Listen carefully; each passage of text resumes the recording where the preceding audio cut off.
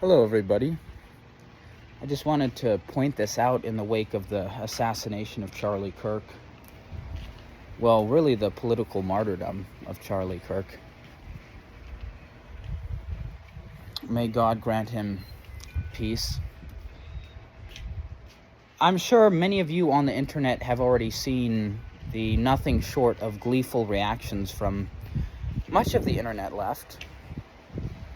The more honest parts of the internet left, let's just put it this way, and what I'll call the more devious parts of the internet left, like the mainstream media. They can't openly come out and express their relief and happiness, but they're trying their best to say, well, basically Charlie Kirk had it coming, because he had hateful thoughts and hateful words that generated hateful actions. That's literally a paraphrase of something that was said on MSNBC. But I just wanted to point out to everybody, although everybody may already have noticed it, that the mindset of the left is almost identical to the mindset of, for example, the most recent school shooter, who made sure to indicate, I think he wrote it down, can't remember, that what justified his callousness, what justified his treating these children as non-humans, was the fact that the church promoted hatred. Just as the left can justify the cold-blooded murder of Charlie Kirk because he promotes hate. Now, of course, there is something ironic about the fact that the most hateful action you can engage in is, in fact, murder. So it's very strange and ironic, and shows the irrational nature of leftism, that in stopping hate, quote unquote, they engage in the absolute depth of hatred. But I'm just going to go ahead and say it, that leftism is a murderous ideology. And if you know leftists, like most leftists don't go out and murder people, but it's because they're bad leftists. It's because they have not followed their own ideas to their logical conclusion. The fact of the matter is that nowadays, we're not seeing an increase in violence because there are more guns. There have been a lot of guns in America for a long time. We're seeing an increase specifically, let me just say, in what seem to be religiously motivated and politically motivated murders, because there are more and more leftists, thankfully still a small number, but who knows, it may keep growing. There are more and more leftists willing to follow their ideas to the logical conclusion. And the left is becoming increasingly good at removing all of their opponents from the category of humanity.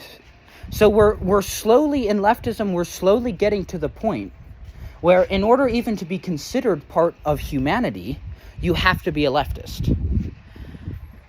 And right-wingers, whatever they are, they may resemble humans, but they're not.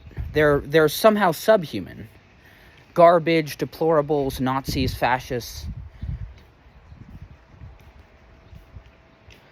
So this is a really dangerous point to have reached.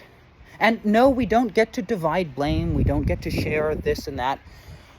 Donald Trump has not been calling his opponents fascist, garbage, Nazi deplorables. No, he has not. He's called violent gangs animals. He called the man who murdered in cold blood Irina Zarutska an animal, but he doesn't call innocent people with whom he simply has political disagreements with, garbage or animals. That's the dehumanization. And this is the other thing that's so funny. The left will not shut the fuck up. The left, which has been telling us we can't misgender transgender people, not even when they go shoot up a school, because misgendering people leads to transgender violence. Likewise, we have to be very careful about the words we use when talking about minorities. Because words encourage violence. Remember how Donald Trump's rhetoric about immigrants, by the way, illegal immigrants, Donald Trump is very pro-immigrant. In fact, he's letting in 600,000 Chinese students into this country to study. But remember how they say Donald Trump's rhetoric is so hateful because it leads to violence. Apparently, Republicans are the only group of people in the world that you can just say anything about and it doesn't lead to violence. Do you see their hypocrisy? We can't talk about minorities a specific way because it would lead to violence. We can't speak about queer people and trans people and gay people because it would lead to violence. But we can talk about Republicans any way we want to. They know full well it's going to lead to violence. That's why they keep doing it. And then every single time afterwards, they'll say, oh, this is tragic, our hearts are broken, yada, yada, yada, yada. Well, at least the few at the top, the Barack Obamas. It's like a man beating his wife and then saying, oh, I'm so sorry, honey, I'm so sorry, are you okay? And then kicking her, oh, I'm so sorry, honey. These people, as I said, if you know a leftist who has not engaged in violence, it's because he or she is a bad leftist. He's not following his ideas to their logical conclusion. So just keep that in mind, America, as we proceed into our future.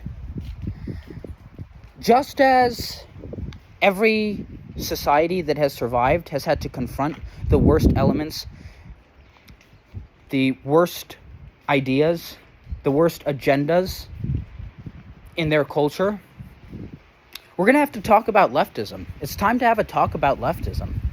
It's time to have a talk about an ideology which increasingly is comfortable with saying it's okay to murder people you disagree with.